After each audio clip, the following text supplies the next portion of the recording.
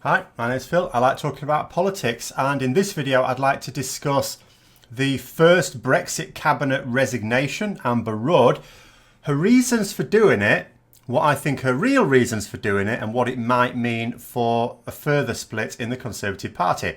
But first, if you find yourself enjoying the video, then please click the like button and subscribe to the channel. So, Amber Rudd, who until a couple of days ago was the Work and Pensions Secretary, is a member of Boris Johnson's cabinet, which means she agreed to join his government on the basis of leaving the EU, deal or no deal, on October the 31st, and has gone along with his methods for doing so, including prorogation. So she, before Boris Johnson became Prime Minister, she was like any number of other senior Tories, dead against prorogation for this particular function, for the idea of trying to drive through a no-deal Brexit. But then, of course, she changed her tune when Boris Johnson did this because, you know, she didn't resign at that point. She's still a member of his cabinet, and she started to justify it. So now she's left, and she hasn't just resigned as a minister. More shockingly, she's resigned from the Conservative Party. Her plan for the upcoming general election is to stand as what she calls an independent Conservative. Now, what that means, we all know what that means. That means she would aim to stand as an independent and at some point in the future rejoin the Conservative Party. Hopefully she'd still win her seat from her point of view, and you know, that would bump up the numbers of Conservative MPs in the Commons. But more about that as I get towards what I think are her real reasons. So what are her stated reasons? The main stated reason for resigning now is that she does not believe that Boris Johnson aims to get a deal with the EU. She believes that his main priority is actually to exit without a deal. Wow. Really? She's just come to this conclusion. She's a member of cabinet, which means she takes part in top-level cabinet meetings, and she only now thinks that Boris Johnson just might not really want a deal. Now, I'm going to say that if I knew that before Boris Johnson even became Prime Minister, if I knew that that was his policy aim, that he did not want a deal, and I certainly knew it several weeks ago if I were in any doubt at all, I am going to say that any cabinet minister, or even cabinet minister as of a couple of days ago, that genuinely thought that Boris Johnson actually really wanted a deal is probably lying.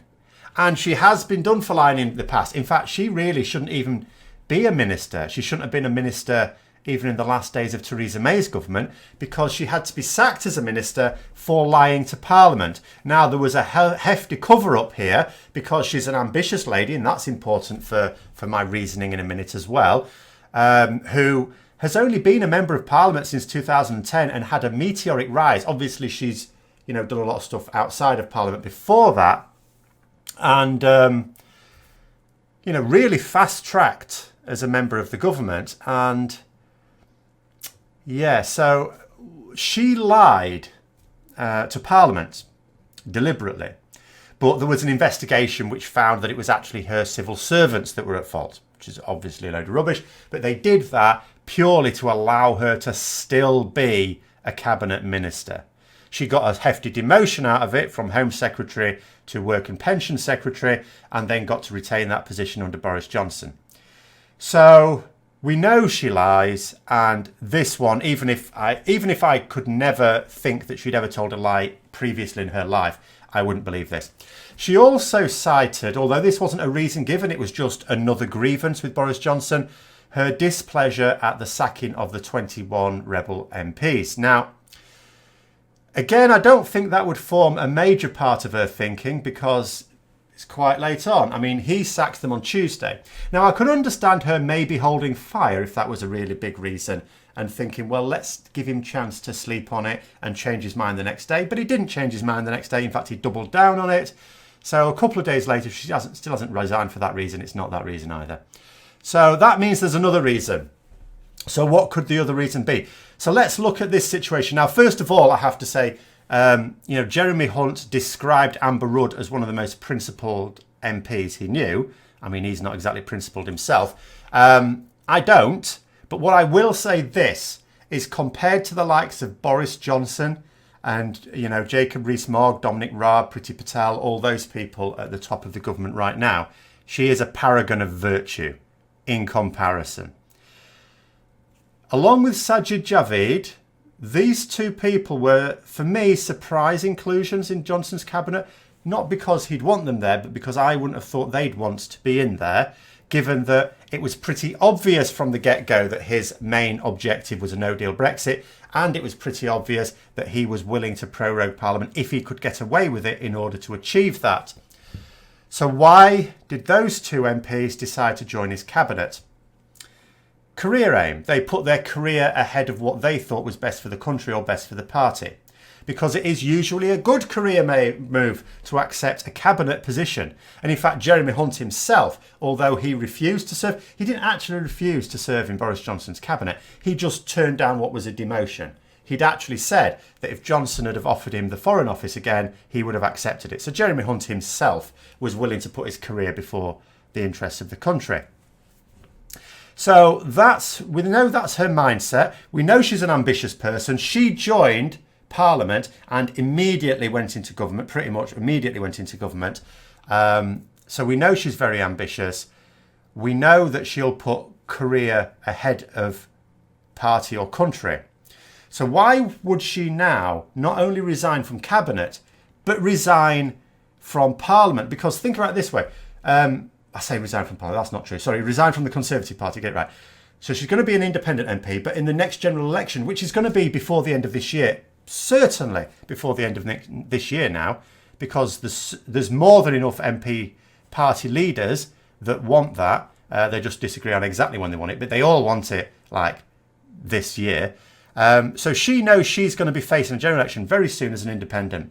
She may or may not win that seat. If she doesn't win it, that's putting her career on a back burner. Why wouldn't she just quit the cabinet and stay in the Conservative Party and still be the Conservative Party candidate?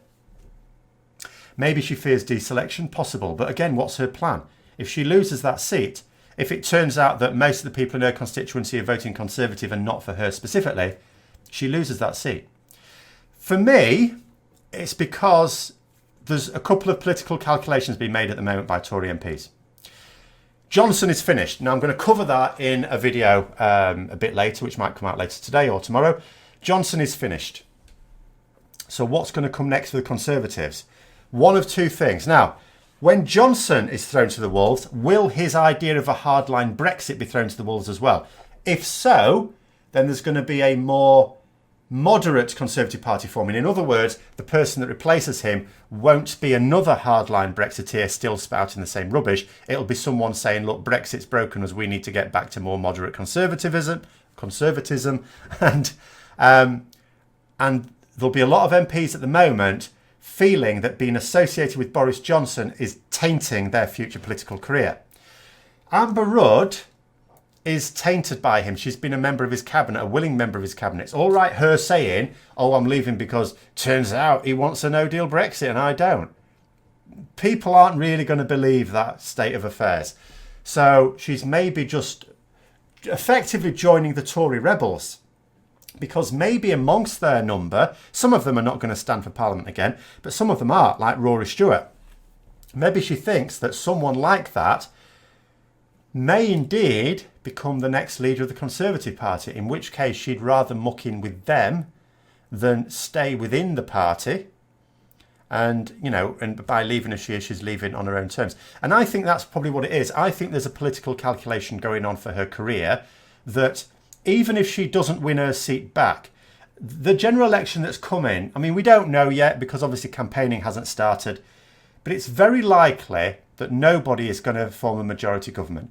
And it's also, nobody seems to even want to form a coalition, which means that someone's going to form a minority government. They don't last in this country. And so there may be the calculation that whatever happens this November, if that's when the general election is, as seems likely, there'll probably be another one in a year's time or so. That she can bide her time, keep building up her stock, distance herself from the no-deal Brexiteers, and then rejoin a more moderate Conservative government, particularly if the Conservatives are thrown to the wolves in this general election. You know, if they are utterly decimated, which is possible, because you've got to bear in mind, there's already going to be a number of Conservative seats you would think are going to be challenged by the Brexit Party, splitting their vote. That's going to let in a lot more, you know, Liberal Democrats, Labour MPs and so on. Then there's going to be some constituencies, hers included, that's not only going to have a Conservative candidate that's a relative unknown because they'll be a new candidate, you're going to have the Brexit Party up against them, and you're going to have a well-known former Conservative MP standing, like Amber Rudd, like Dominic Grieve, like Rory Stewart. So, you know, it might well be that the Tory vote is split three ways effectively, which means that you could end up with a significant loss. Even the Conservatives at the moment seem to think that if a general election was held now, they would lose 6 seats. I think that was before he sacked 21, so it might actually be a net gain from where they are now. But it is still not enough to form a government. They'd be the largest party. They might be able to form a minority government. But even with the DUP, they can't get legislation through, even if all their MPs voted for that Prime Minister. So, you know, there is a realistic prospect. For all people saying that they're ahead in the polls at the moment, there's a realistic prospect that they might get the largest share of the vote, but nowhere near the largest number of seats. And that might be her calculation. In fact, that's what I think her calculation is.